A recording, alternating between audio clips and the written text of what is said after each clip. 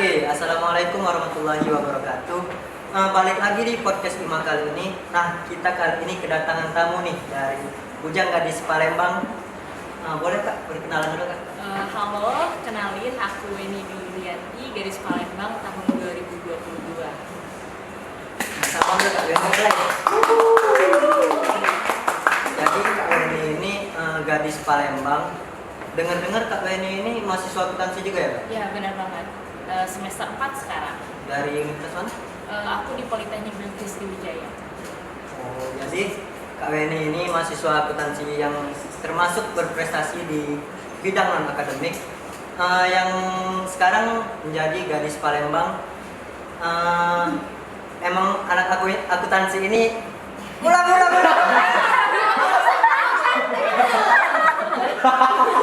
Ayo deg-degan aku.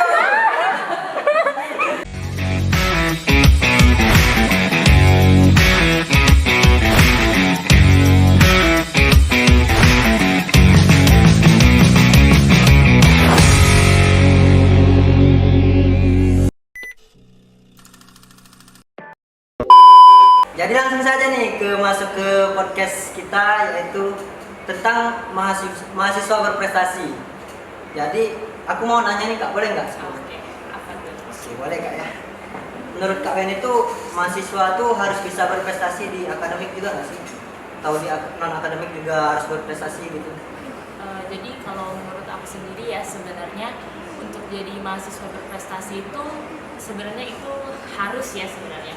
Jadi tinggal kita aja milih akademik atau non akademik. Jadi sebenarnya akademik dan non akademik itu sama pentingnya ya. Nggak ada yang misalnya kita lebih menonjol ke non akademik, kita harus di akademik kita abaikan, atau kita pintar di akademik tapi non akademiknya yang kita abaikan. Sebenarnya sama-sama penting. Cuma memang kita harus tahu di mana potensi diri kita. Kalau misalnya kita emang berpotensi untuk berprestasi di non akademik, itu juga akademik kita juga harus menyesuaikan nih Kak sebenarnya. Jadi memang sebenarnya nggak ada pilihan gitu, sama-sama pentingnya. Jadi memang kita harus mengimbangi gimana cara kita membagi waktu untuk keduanya, gimana kita harus menyesuaikan keduanya. Sebenarnya gitu aja sih Kak. Maaf nih Kak sebelumnya. Jangan panggil Kak dong. Panggil Vicky aja, Vicky, biar kita juga nggak nervous gitu kan. Kayaknya emang seumuran juga sih ya. Enggak, aku di bawah Kakak sih. Oh. Ya. Aku semester 2. Oh, Kakak semester 4 kan? iya. Nah, panggil Vicky aja Kak, biar nggak nervous sih.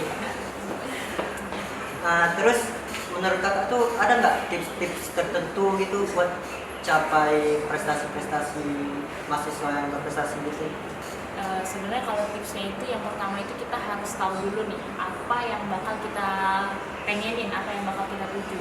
Jadi pada saat kita udah tahu apa yang mau bakal kita tuju, jadi proses kita itu emang benar-benar terstruktur gitu.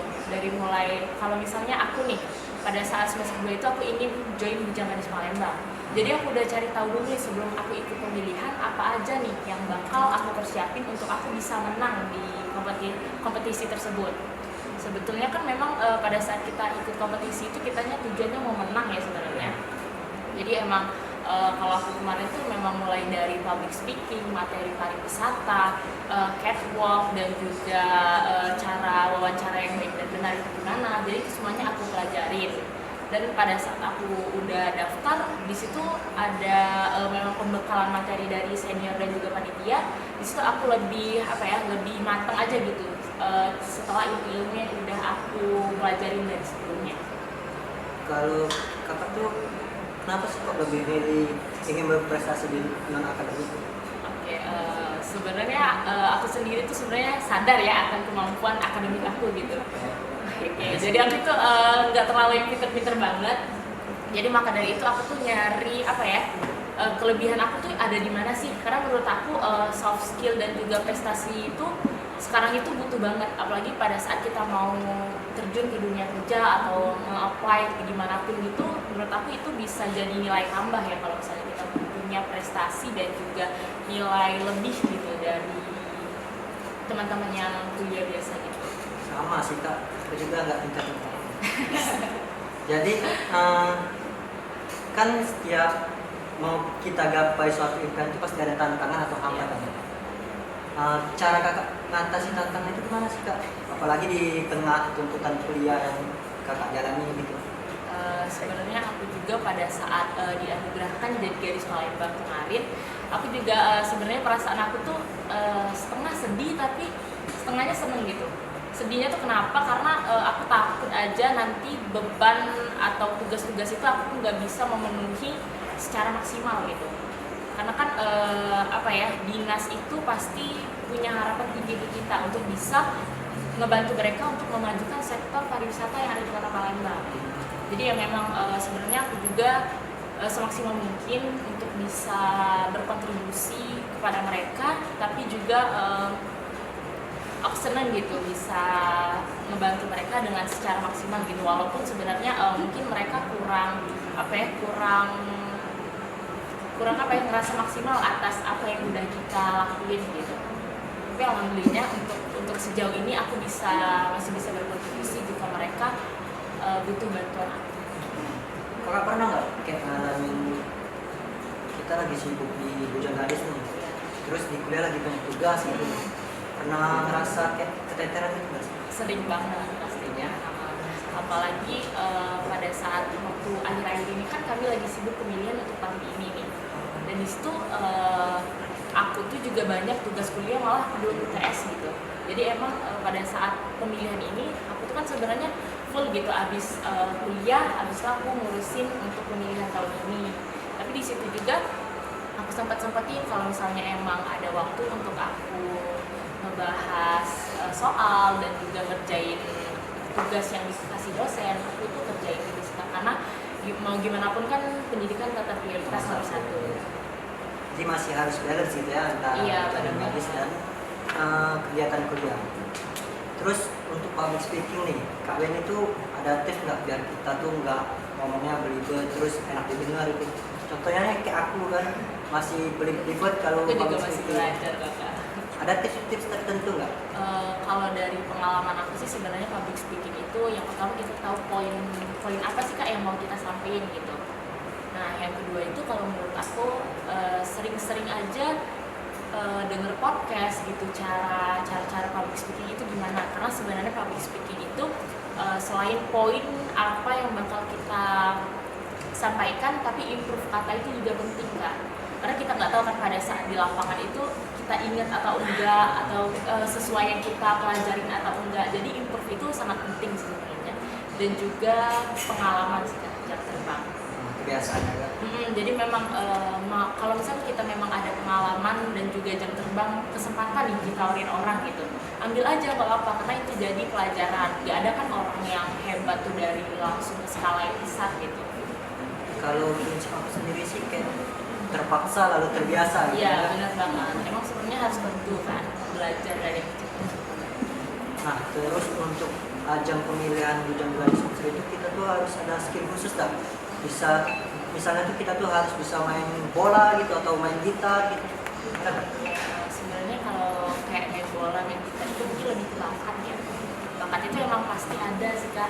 Nanti emang ada bakal suatu hari itu emang ada hari yang dimana untuk unjuk bakat. Jadi emang sebenarnya dituntut harus ada sebenarnya.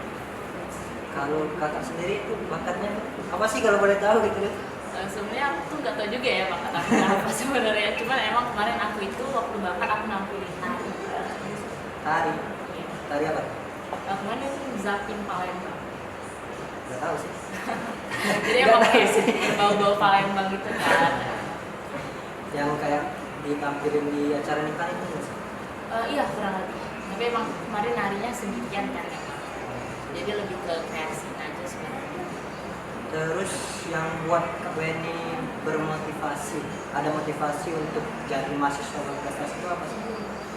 Sebenarnya aku tuh sebenarnya sekarang tuh aku tuh sadar akan pentingnya aja sih gimana kalau misalnya kita punya prestasi lebih gitu. Jadi mau aku usaha aja sih gimana sebisa aku senangnya di mana, aku emang bisanya di mana. Jadi di situ yang aku tekuni. Senang gitu ya? Senang aja gitu. Satu lagi nih Kak, yang terakhir. Menurut Kak Ben itu ada nggak lifestyle atau gaya hidup yang bisa buat kita meraih prestasi saat kita kuliah? Sebenarnya kalau lifestyle atau gaya hidup itu sebenarnya dari hal-hal yang kecil aja ya Kak. Sekecil apapun hal yang kita lakuin, kalau itu positif pasti bakal berbuahnya baik nanti. Contohnya aja kalau misalnya kita punya tugas dari dosen, itu harus kita kerjain sih Kak, di rumah kalau bisa. Jadi belajar sendiri dulu, kalau emang itu sharing sama teman gitu. Nanti itu bakal kepake juga, nanti bakal ngelekat sendiri ya kayak di otak kita pasti. Nanti pada suatu saat itu pasti akan berguna banget sih. Terus menurut aku nih kayak konsistensi itu juga perlu kan? Enggak? Iya benar banget, konsisten.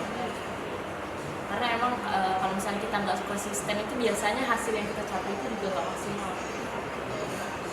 Harus konsisten. Sama lagi juga. Kayaknya udah sih Kak. Oke. Soalnya udah waktu juga. Mungkin di lain kali di next time podcast bakal ngobrol lagi kita. Mungkin itu aja sih podcast kali ini. Boleh Kakak aja yang closing? Oke, jadi dari aku stay tune terus di channel ini. Kalian harus nontonin buat konten-konten selanjutnya. Oke. See you. Tepuk tangan.